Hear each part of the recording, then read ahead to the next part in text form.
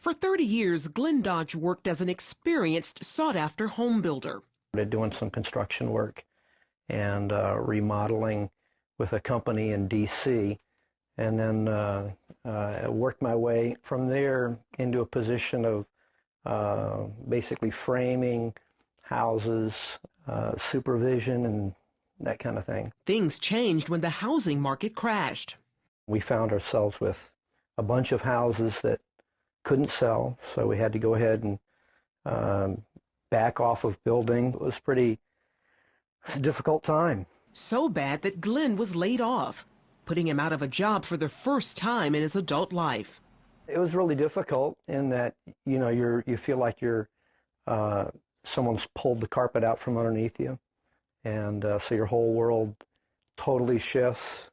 We actually ended up having to sell the house, and we moved into an apartment. Glenn has moved from one temporary job to another, a total of 12 in the 6 years since losing his job.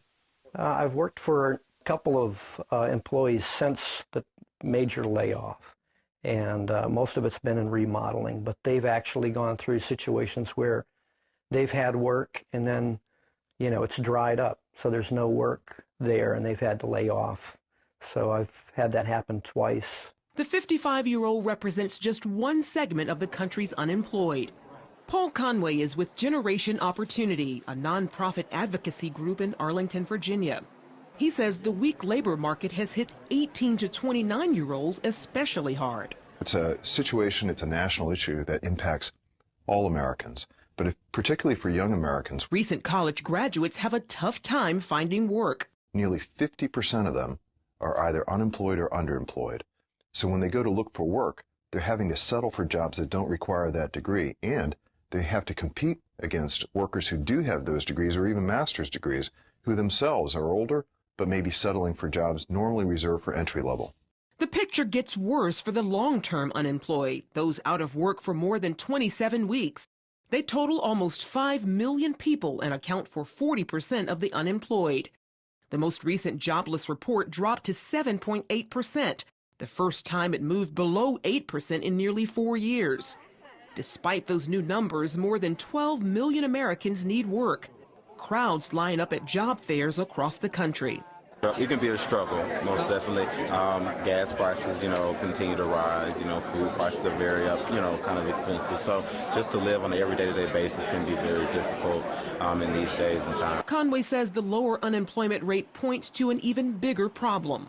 You're having the decrease in unemployment right now. It's more people are dropping out of the workforce. It's not that new jobs are being created. Many of those giving up are older. Statistics show the number of people 55 and up without a job or underemployed is growing. Despite years of experience, older laid-off workers compete for the same jobs as younger job seekers. Maurice Johnston's story is just one of hundreds posted on YouTube. His resume includes 2 master's degrees, one in plasma physics from Dartmouth and another in electrical engineering from Purdue. After 10 years at Lockheed Aerospace and stints at teaching, he received a pink slip. Now I'm staying in a homeless shelter. I've been looking for work. I've come close several times, but they usually want someone younger. Frustrated, more and more people are settling for part-time work because the economy isn't adding enough full-time job opportunities. What's really going on is that they're in a job that they've either taken because they had to or they had to settle with one that's below their education level and below their skill level and therefore below their earnings potential. And that's a major issue that's going on right now. You are the hope to the hopeless and broken. Meanwhile, Glenn still needs a stable job. He says he is trusting God to see him and his family through the tough times. You're hopeful in that, okay, Lord, you know what you have in front of me, and you know what my needs are. And I'm hopeful that he's going to supply all my needs, which he's promised to according to his riches. Charlene Israel, CBN News.